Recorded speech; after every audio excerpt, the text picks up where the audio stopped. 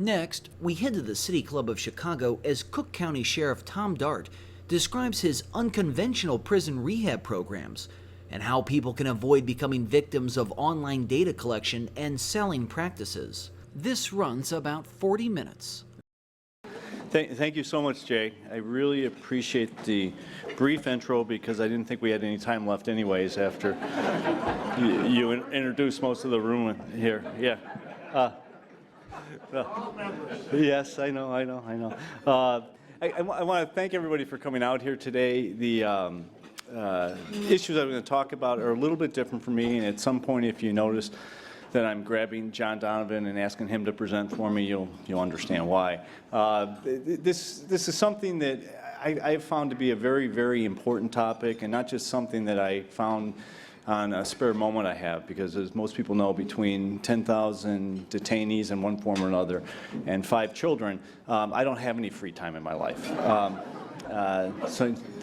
But the point I want to make, though, is how all this sort of fits in here, is that it's very difficult in the present tense, where we're at right now, to be talking about anything other than the horrific violence that we see going on in our communities. And it's very challenging for everybody involved in the government who's trying to come up with solutions, and particularly in law enforcement, it's very difficult. It's very difficult to try to come up with real ways to change what's going on out there.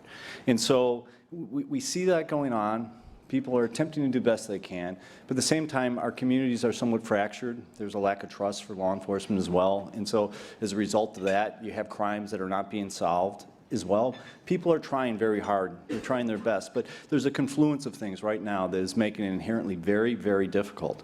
And so from like our perspective in our office, we have looked at it as something where doing the conventional and continuing to try to do the same programs and the same ways to try to, stop and suppress crime, they really aren't the ones that are going to be effective now. And so for quite some time now, we've tried to do things that I think under most people's estimation would be considered to be quite unconventional. And they have been things that have required some people to take a little bit of a leap of faith with me on some of the things I've done, like when I opened up a chicken coop, which, mind you, is definitely one of the ones that did not work out. I really, really did not realize how little I knew about chickens until we went about that one. But so much of what we are doing is an attempt to get at the people that we have in our custody. And people will say, well, that will happen down in the prison system. That's not where they end up going. 85% of the people that come into our custody go right back to the community. But yet, sheriffs forever have really not been terribly engaged with trying to fix people coming into their jails, because the thought was they're just there for a little window of time, waiting on their trial, they go off to prison, and that's where they try to fix them and make them better. Well, that has never been the case, and it's never more so than right now. Not only do they come and go straight from the jail to the streets, as I say, 85% of them, but the other reality is, too, is that they're staying with us longer and longer and longer periods of time. I have people in my custody right now who've been waiting for their cases to be disposed of, who've been in my custody 7 years, 8 years, 9 years. And so because of that, it requires us to think differently about what we do. And so in doing that, we have been coming up with programs that some people would, I think, acknowledge are quite unconventional. We have a cooking program by a renowned chef, Chef Bruno Abadi. He's phenomenal. Has some of the wackiest outfits you've ever seen he wears, and he has a passion that he has to try to change people's lives. So he comes into the jail and he teaches culinary skills, and not just skills that I would understand, like popcorn and macaroni and cheese, but he teaches them the real deal. And so he teaches them that, and it's mind-altering, as you can tell when the participants talk to you about it afterwards.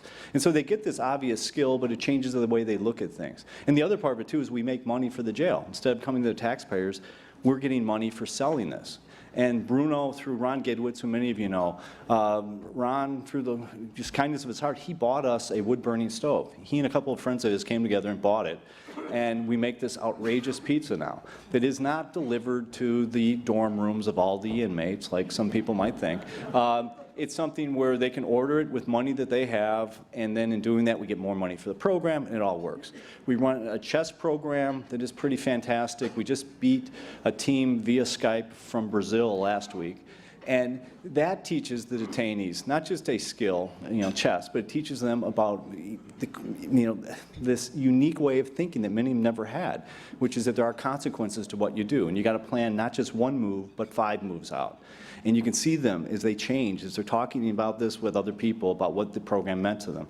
And so we have these type of programs, we have farming programs, we have educational programs. We have this one program we just started that is phenomenal, and I can't thank Deborah Gittler enough for it. It's called Contextos, and they're in the jail for free, which is definitely was a big selling point, Deborah. But it's incredible what they're doing. It was a program that's modeled out of a program that Deborah worked on down in Central America, where they were working with the worst of the detainees. So mind you, a lot of the programs I just talked to you about were ones for like medium, minimum inmates that are most likely going right back to the community. The ones who are in there on the more serious offenses will stick with us, cause a great deal of problems within the institution, because once again, they're staying with us for very long periods of time.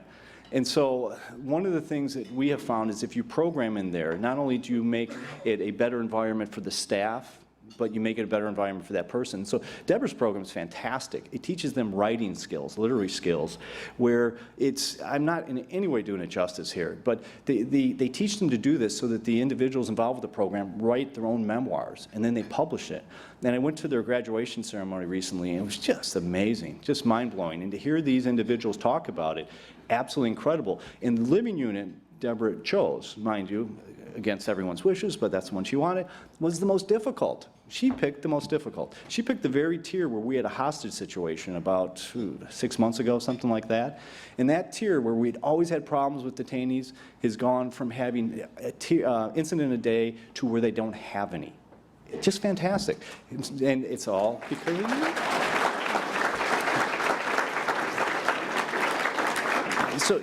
So we have those programs. We have a really cool program called SAVE that we invented ourselves that is this way where we target individuals who come into our custody or from the 15 worst, most violent zip codes, target 18 to 20-year-olds from there. They go in this program. We work with them on just loads of skill, anger management skills, obviously, but also a lot of cognitive behavioral programming as well.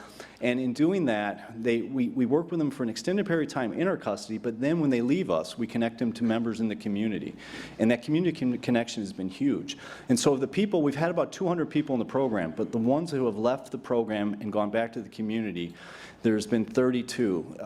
And mind you, these are all people who have indicators of violence in there. We've only had one charged with a crime of violence, and I'm not trying to minimize it, but it was a domestic violence case. So there was no shootings, there was no robberies, no nothing.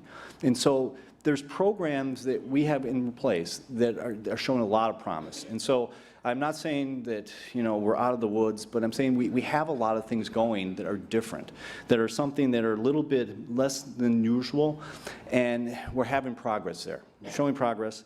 And this too, mind you, while we're doing something that is really completely unconventional, which is in the area of how we house our worst people. Throughout every jail and prison in the United States of America, they use segregation. They use it all the time. Every single study that has ever been done says it is the worst conceivable thing you can do to a human being, to lock them in a concrete room for 23 hours a day and then to let them out, maybe for one, to be in a different room by themselves.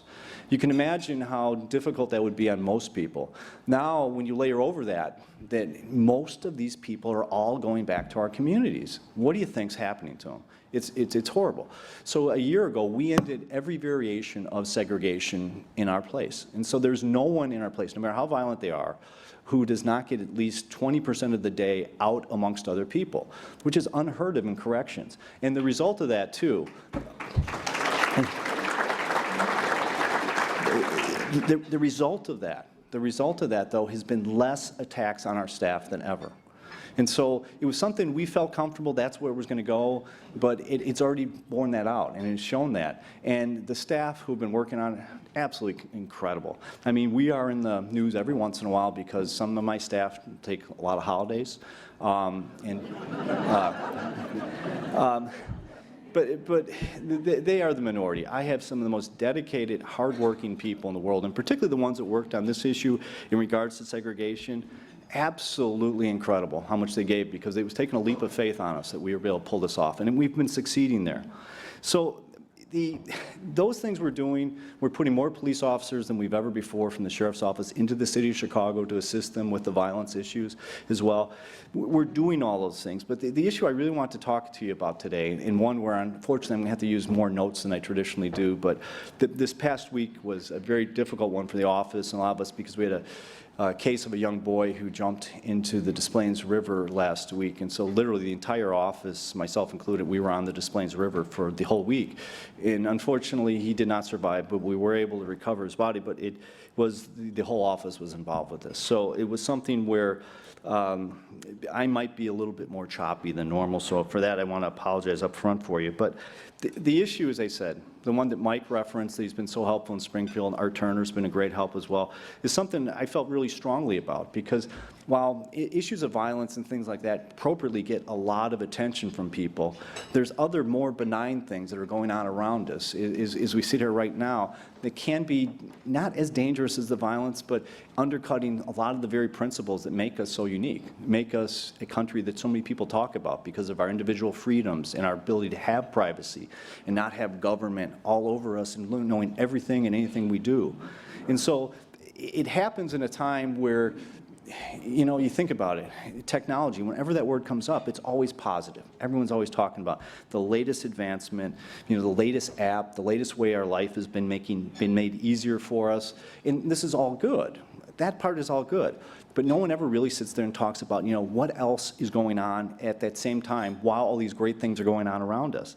And when you think about it, I don't know if a day goes by that you don't hear about the latest privacy breach. So whether it's an individual who had their financial data stolen or they've had personal information put up, it's going on everywhere. It's happening to virtually every company you can imagine and virtually every governmental entity you can think of as well. Just like a week ago or so, the ransomware hit all throughout the world. It didn't hit us, but it hit everywhere else pretty hard.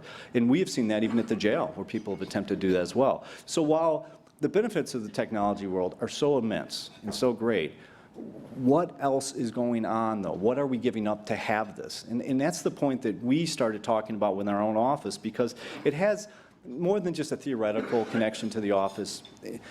I'll never forget, about 4 years ago, I got a phone call from the Bulgarian consulate, okay? Not a place I traditionally get a lot of calls from. Immediately I assumed that we had screwed something up, but on a more international scale than normal.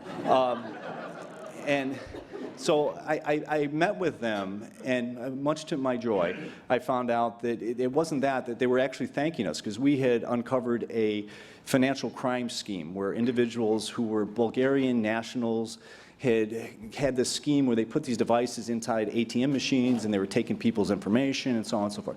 And we had broke it up. And so they want to thank us. But in doing that, they wanted to sort of open our eyes into just the breadth of financial crimes. And they gave me a little bit, as a history major, gave me a little bit of a 101 about the breakdown of the Soviet Union and about how certain parts of the Soviet Union were more specialized in tech than others and so on.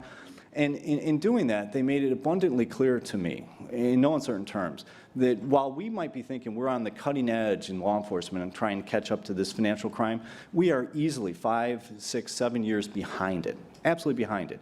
And they constantly wanted us to come out to their capital, Sofia, to do these meetings on the financial crime stuff.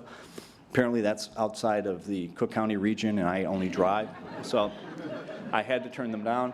But we Skyped it, and during that, they had experts from all around the country there who were just blowing our mind, and that's just how vulnerable we all are. And at the end of the day, when we asked them, you know, what is it that we can do to protect ourselves, they said very little.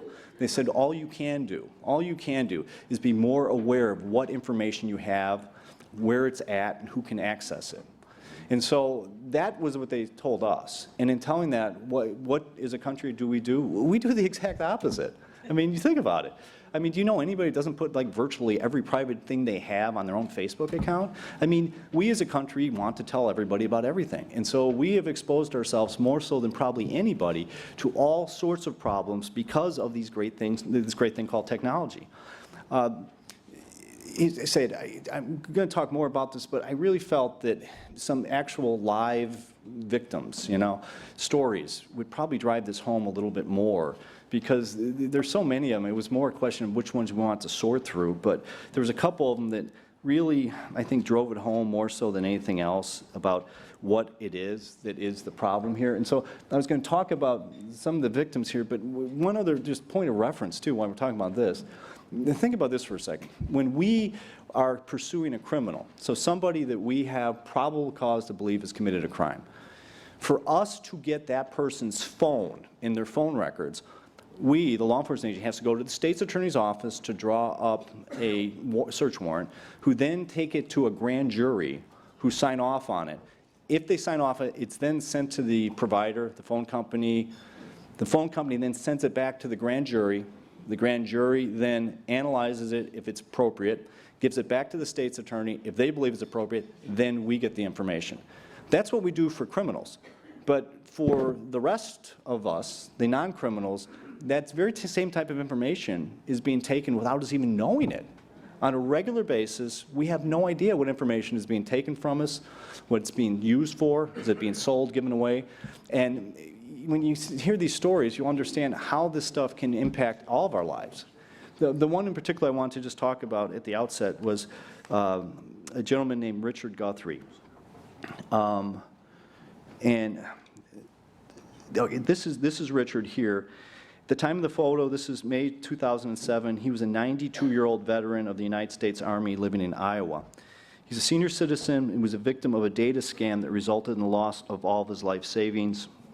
In the twilight of his life, he became the victim, like millions, because his name, his personal data, things as simple as his name, was sold by a large, unregulated, unaccountable data brokerage company. And in the case of Mr. Guthrie, the purchaser of his name happened to be the wrong kind of person was the one who purchased it. And as I say, I'm breaking down some of these terms. A data broker is a company that purchases, collects, or sells consumers' private personal information, more often than not without the consumer knowing it, or certainly not having consented to it.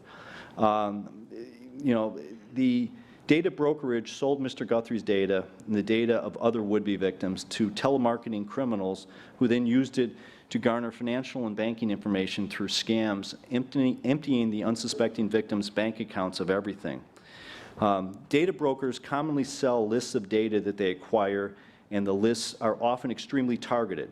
If you look at this slide here, behind me now, you'll see examples of some lists the data brokerage companies had for sale at the time of Mr. Guthrie's story, as well as the prices attached to them and the descriptions as well. The telemarketing criminals easily acquired Mr. Guthrie's personal information from a data company, and after receiving it, they targeted his phone number with the ultimate objective being the acquisition of his banking and financial information. So the criminals can use this to try to get into the personal finances of individuals, and it's one of their MOs. In the case of Mr. Guthrie, the criminals created unsigned checks, and they found a bank then that was willing to accept and cash them. When interviewed years after the scam, Mr. Guthrie said, I can't understand why they were allowed inside my account. I just chatted with this woman for a few minutes, and the next thing I knew, they took everything I had. It all looks initially, these folks, they try to gain access through trying to gain people's trust, but they were able to do this because they had gained this information, and by doing that, this 92-year-old gentleman lost everything he had. I wish, as I said, that I could say something good happened out of this. No, they recovered less than 20% of what he lost. Everything he had, everything he worked for was gone. And all of this was a result of personal information, as tiny as a name or phone number, having been collected and sold for large profits, by the way, by a corporation who then put the information into a wrong person's hands. The next individual I want to show you, though, demonstrates how quickly all this also has another hook to it. So this woman here, her name is coming up here any second now. This involves like personal data in regards to the employment area and criminal histories as well. I'm just going to start reading this because it's just a photograph, actually.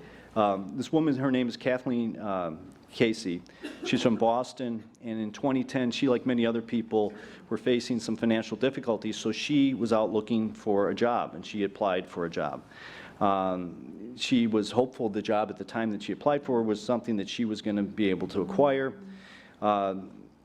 In many areas of the world now, people do background checks of folks prior to hiring them. It's quite routine, and it's very appropriate in many, many cases. The employers alone were spending at least $2 billion a year to look into prospective employees through background checks and things like that. You know, and it's obviously that it's the right thing to do in many, many cases, but the problem is the way the searches are going now, they're horribly, horribly flawed, because some of the people that are selling, you know, background check information are grabbing data from all over, and it's not being checked, cross-checked, and analyzed. And it's basically through scraping through the internet people's names and pulling that together and putting it into a file. And at times it's incredibly reckless. And Kathleen is an example of just how that is, because these computers will scrape public records all across the country in order to retrieve personal data, and they combine the data with other information that they already bought from a different place to put together this file on a person. And as I mentioned, the problem is the stuff is really not checked and vetted. So in Ms. Casey's case, she was denied a job by an employer because of her criminal history. Well, it turns out the criminal history was for a completely different person who was 20 years younger than her, had a different middle name, and also had recently been charged with a 14-count indictment for larceny. So she was denied the job, and there's no happy ending. She wasn't able to get the job. So this is something that obviously for purposes of hiring is beyond tragic, but then think about reputationally as well, how often people might not even be aware their reputations are being sullied because someone has got a file on them, a personnel file, that is inaccurate, that isn't even them. The ability to commercially scrape data from the internet presents everyday dangers given how much information we put out each day about ourselves. But the dangers exist even when we do not put it out, because companies and criminals often employ a practice called pretexting, where they will take available scraped information and use it as a pretext to obtain other more detailed, sensitive information. And this next case we're going to talk about was where they were able to grab information, and it was horribly tragic.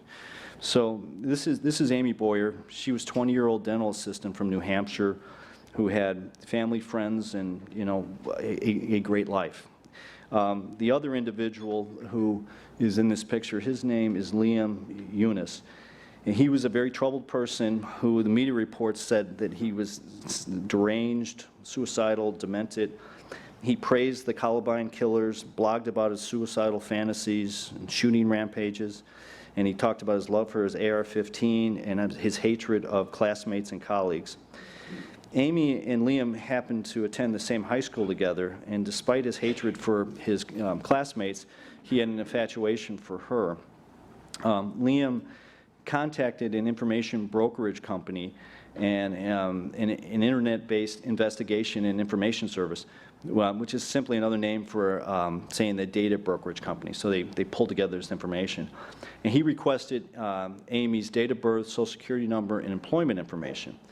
The company was unable to provide her date of birth, but the company obtained her social security number from a credit reporting agency and provided that to him for $45.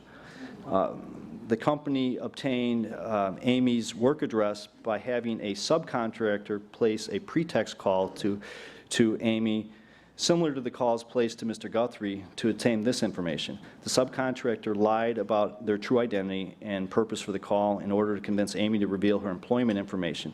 They pretended to be affiliated with her insurance company and requested verification of Amy's work address in order to facilitate an overpayment refund. The data brokerage company charged Ewens $109 for that information. So for $109 and the $45, they got the employment information and he got her social security number. So he purchased those. About 4 months after he purchased all this data, he drove to Amy's workplace and fatally shot her as she left her work. He had driven there, parked his car, waited until she'd gotten out, and just as he had said he was going to do on the blog, he shot her 11 times and killed her. Amy's family eventually sued one of the companies involved, and they were able to receive all of $85,000 for this horrific event. You know, all these different stories, and as I say, I had a lot more, but Jay took all my time. But they have some clear connections and patterns in there that you have to really be focused on. They all involve the collection of personal data for profit. They all involve the either selling or sharing of the personal information with a third party by data brokerage for profit. They all involve collection, selling, or sharing of data with little to no knowledge of it by the person whose data is at issue. And they all have, in these cases, all had very tragic endings as a result of just how unregulated this is. And you know, you have one conclusion you walk away from this: the collection and disclosure of our personal data has real impacts, and that's why it's imperative to us to know what of us is out there and who has access to it and what people are doing with it. You know, you're probably asking yourself, how did all this data brokerage and getting this data in the first place? We have this little exercise that we're going to actually have people go through here today to give you an idea of just what is out there these days. And so we're going to use, anybody have iPhone out there now?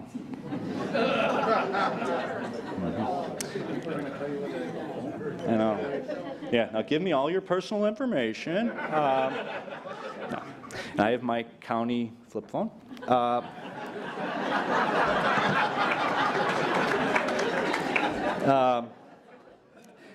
Now, seriously, if you can walk with me through this, and I'm going to do this slow for a myriad of good reasons, not the least of which that's the only way I can do it. But this is an exercise that's going to show you basically, not to scare you, but to give you an idea of how easy it is for just people to pull information based on just your phone and where you've been located. Okay, so let's see. All right, go to the settings application, okay? So go to your settings application. CJ, I told you this would be fun, interactive, you know? Okay, while you're at the settings application, scroll down and go to the third section and click the last line of the section that reads privacy. Okay. Now, click the first line that reads location services. Okay, within location services, scroll down and click on the line that reads System Services. All right. Next, scroll down to the end of the first section and find the line that reads Frequent Locations and click on it. Now, this is where it sort of gets interesting. Click any location line underneath History. Here you'll find all of the locations that your phone has been tracking you. Now, you can click any line on this page and you will find all of the dates, times, and durations that you spent at these locations.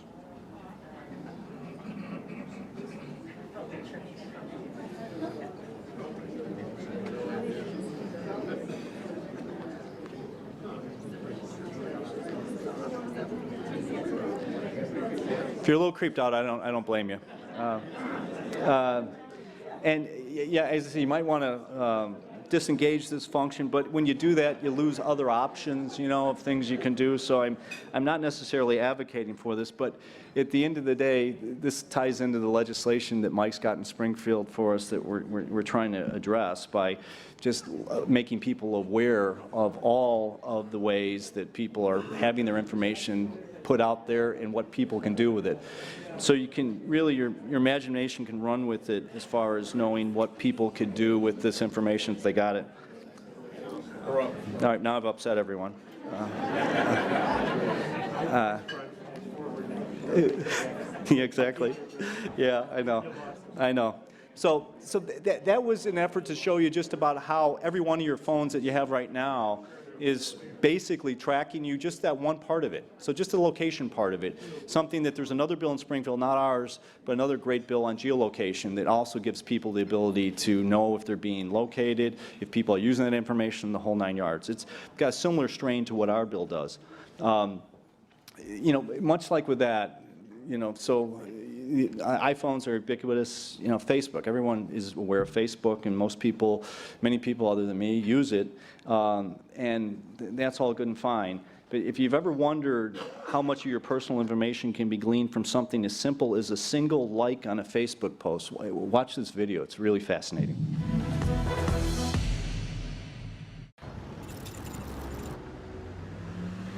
Oh, hi, can I help? Hot chocolate. What's the name? Joelle. What was the name? Alex. Alex. There you go, Johnny. Cheers. If you like our Facebook page, we give you a free hot drink and a free pastry. We have a new light for Damien. We have a new light for Damien. Hey, Carly, are you standing by? Standing by. Hi there, can I help? Yeah, just liked your Facebook page. Okay, I'll search Facebook now. I'm searching Google. Have a phone number. I've got his email address. Okay, Carly, are you ready for information on Damien? Yep, I am. Mother's maiden name is he banks with Carly, this is the girl coming in now with the blue scarf. What's her name? Nicholas. Nicholas. His date of birth, 7th of May. She lives at 38A. Just be a couple of seconds. 2 children at age 4 of this previous address. Yep, got it. Damien, age 26 and a fitness instructor. How do you know that? Brody, who goes to UCL. Martin, who went to South Thames College. Assistant psychologist at Great Ormond Street. How did you know? I don't understand. Oh, better? You know I'm a Christian as well. Oh, yeah, we know everything about you, Martin. Thank you. Nice to meet you, Anna from Russia.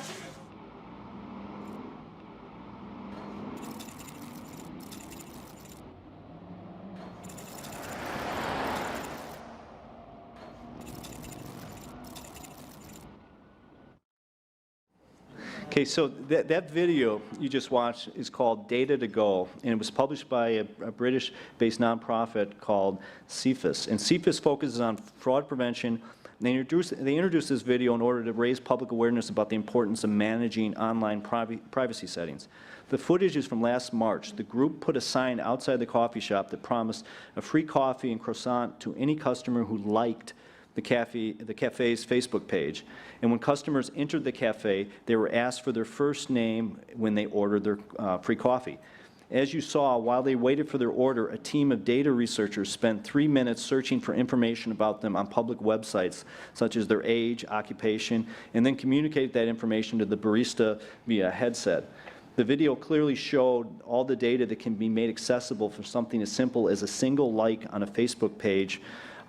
Your first name, the length of time it takes to order a cup of coffee, all those things they can do things with. That is all it took to gather an enormous amount of sensitive personal data that can be used in many different ways, including to personally harm people, as we have seen in some of these other examples here.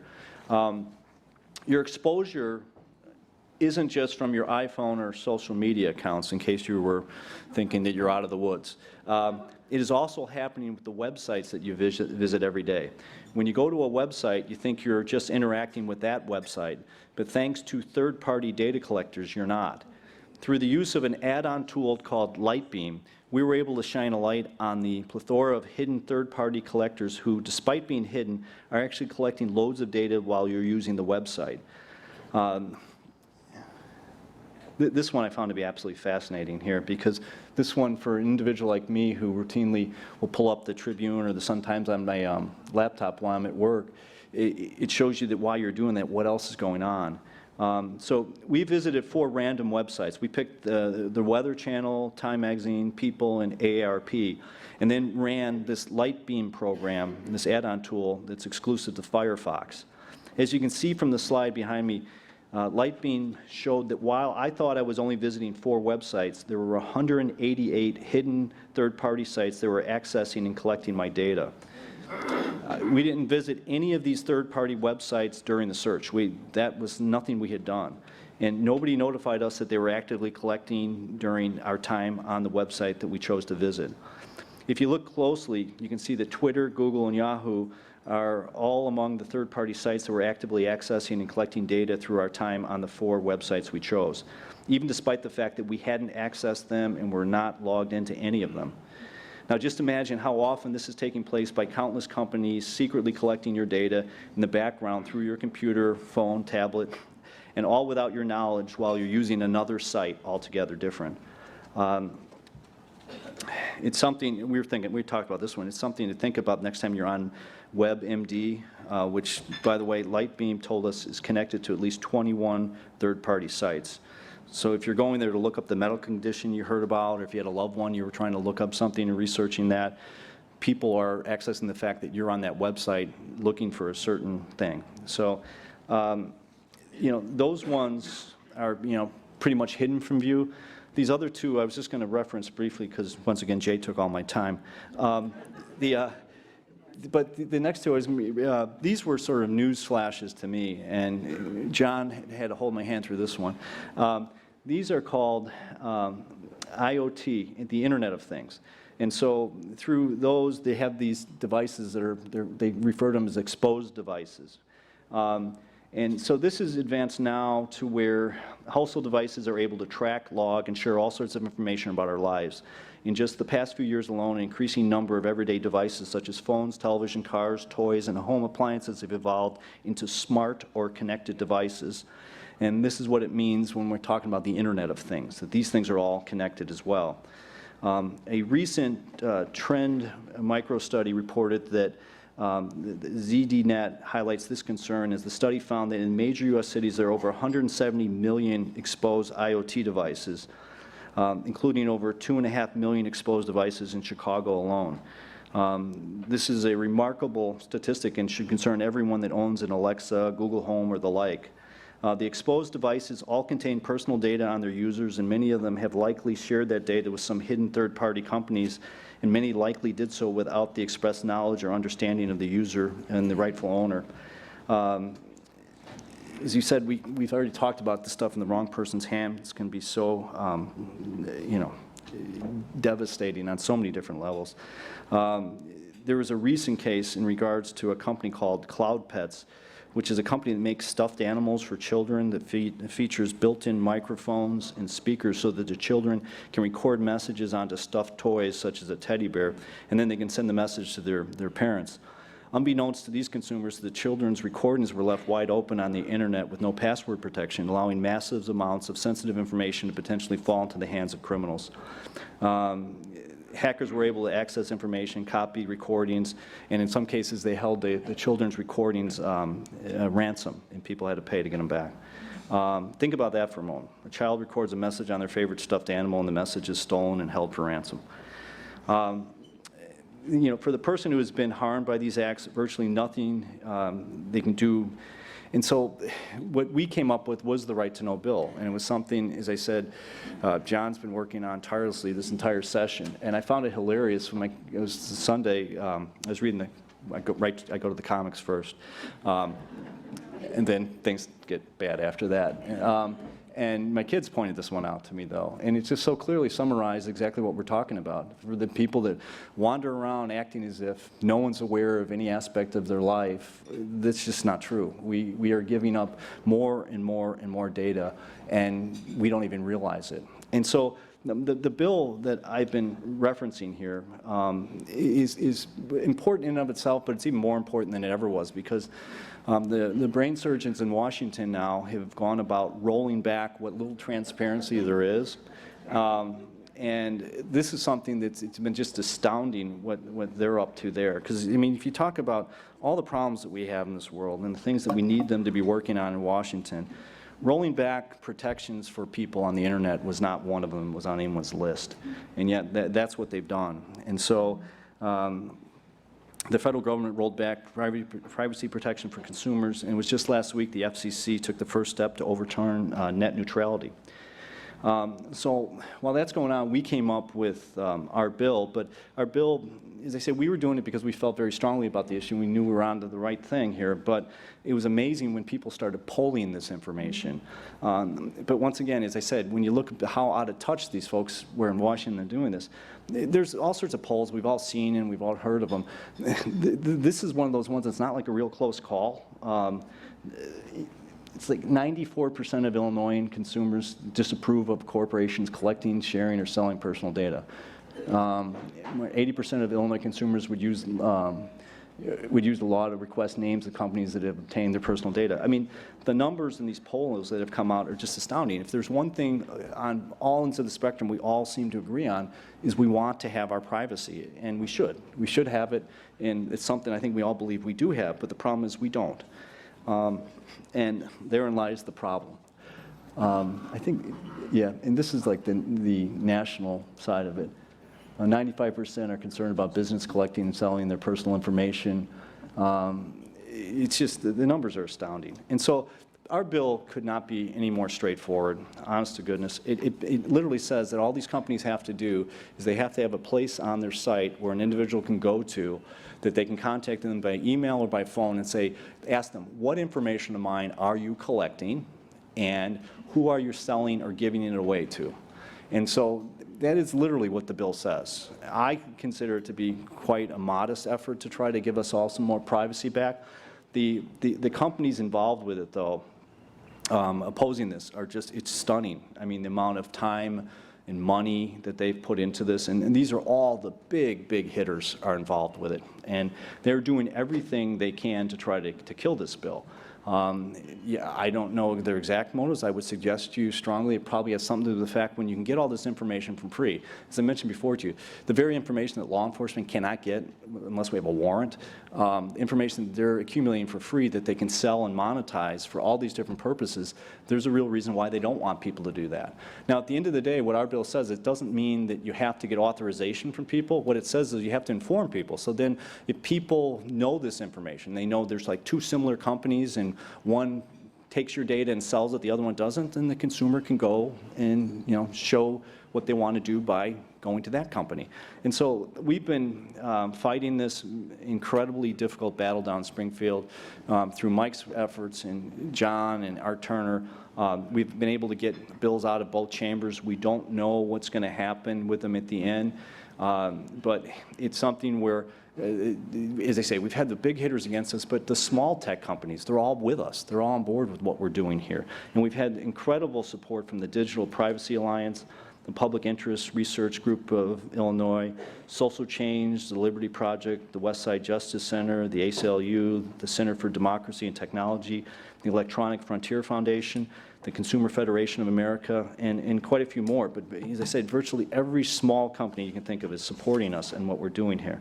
And, you know, as I mentioned, though this issue, rightfully so, does not get the attention of the violence that we have going on in Chicago right now, it's imperative that we start addressing this issue while we still have some privacy left. You think about it, it's our own individual privacy that really makes us human, makes us who we are. And if we aren't aware of this, and we aren't aware of how this is slowly slipping away from us, it's going to be too late, folks. Thank you so much. You're watching the Illinois Channel, an independent nonprofit corporation formed to provide gavel-to-gavel coverage of Illinois state government and other public affairs events taking place across Illinois.